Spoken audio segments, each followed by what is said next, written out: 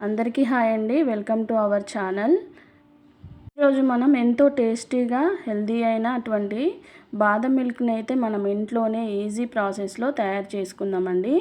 చూడండి, దీనికి ఒక హాఫ్ లీటర్ పాలు, బాదాము, జీడిపప్పు, ఇలాచి, పిస్తా పప్పులు, లైట్గా పసుపండి. అంతే, ఎంతో ఈజీగా తయారు చేసుకోవచ్చండి మనం ఇంట్లో. తప్పకుండా మీరు కూడా ఒకసారి ట్రై చేసి మీ పిల్లలకి ఇవ్వండి.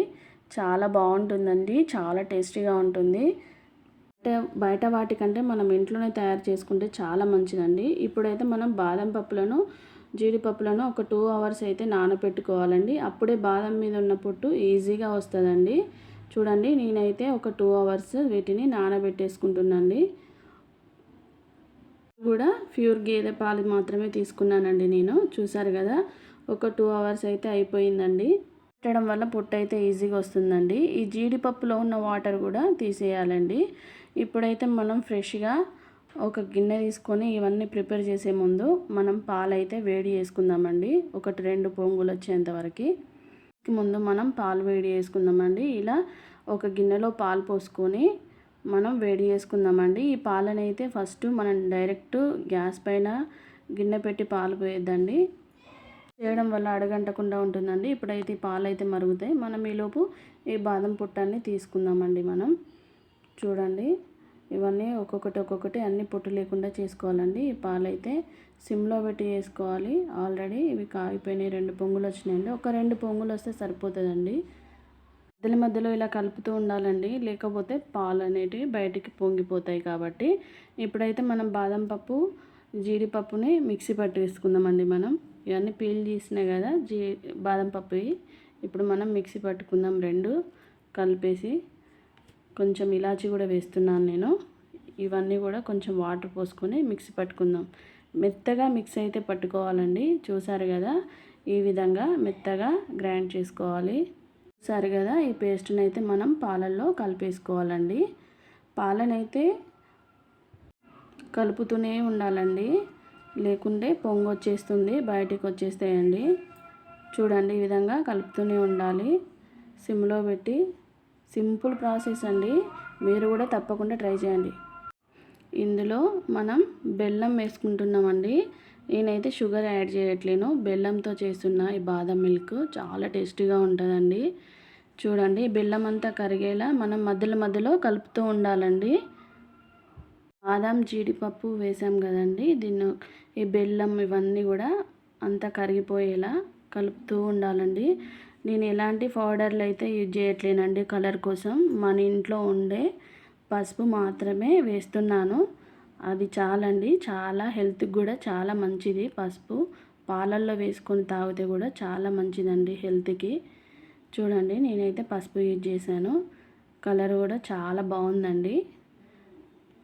ఇవన్నీ కూడా మనకి ఇంట్లో దొరికే ఇంగ్రీడియంట్సేనండి. ఎక్కడికి బయటికి వెళ్ళి తీసుకురావాల్సిన అవసరం అయితే లేదు.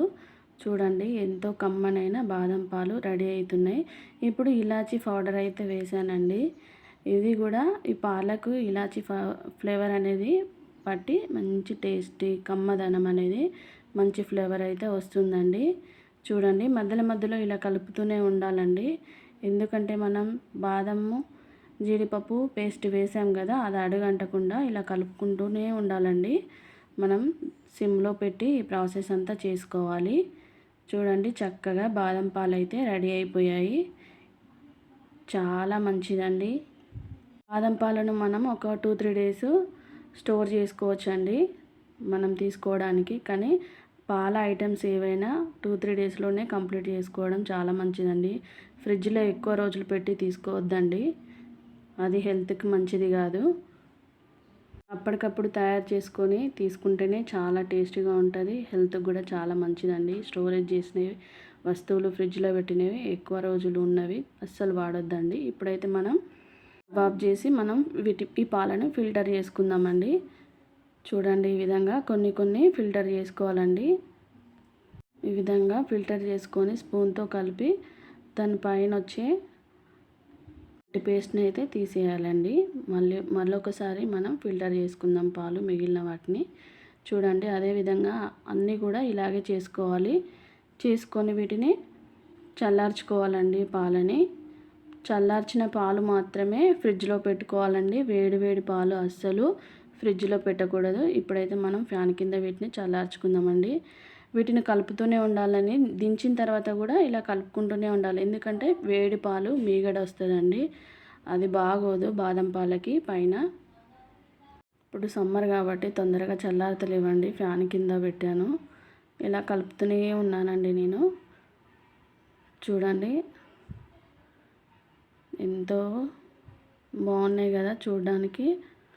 ఇవి చల్లారతలేవండి. నేనైతే ఒక కిచెన్ లాంటివి తీసుకొని వాటర్ పోసి అందులో ఈ గిన్నె అయితే పెట్టేస్తానండి. అలా అయితే తొందరగా చల్లారుతాయి పాలు.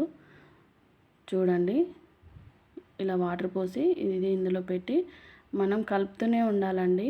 ఇలా కలపడం వల్ల పాలు చల్లారేంత వరకు కలపడం వల్ల మీగడ కట్టదు. వేడిగా ఉంటే మీగడ తొందర వచ్చేస్తుందండి. చూడండి ఈ విధంగా కలపాలి. పూర్తిగా చల్లారిన తర్వాతనే మనం ఫ్రిడ్జ్లో పెట్టుకోవాలి. ఇప్పుడు ఈ పాలు అయితే చల్లారినాయి.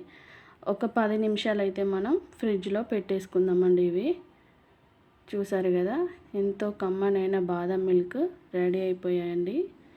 ఇవి నేను ఇప్పుడు మూత పెట్టేసుకొని ఫ్రిడ్జ్లో పెట్టేసుకుంటానండి. ఒక 10 మినిట్స్ అంతే చాలు. నేనైతే ఒక 10 నిమిషాలు వీటిని ఫ్రిడ్జ్లో పెట్టి తీసానండి. చూడండి చల్లని బాదం మిల్క్ రెడీ అయిపోయిందండి. ఇప్పుడు మనం గ్లాసులో పోసుకొని సర్వ్ చేసుకోవడమే. తప్పకుండా మా ఛానల్ని సబ్స్క్రైబ్ చేసుకోండి. మీ ఫ్రెండ్స్కి కూడా షేర్ చేయండి. 1 టైం ట్రై చేయండి. చాలా టేస్టీ అండ్ హెల్దీ బాదం మిల్క్. దీనిపైన నేను కొన్ని డ్రై ఫ్రూట్స్ అయితే వేస్తున్నానండి. దీనివల్ల ఎంతో టేస్టీ కూడా వస్తుందండి. చూడండి ఎంత బాగుందో కదా, చూస్తుంటేనే నోరు ఊరిపోతుంది. చాలా హెల్దీ కూడా. తప్పకుండా మీరు కూడా తయారు చేసుకొని తాగండి.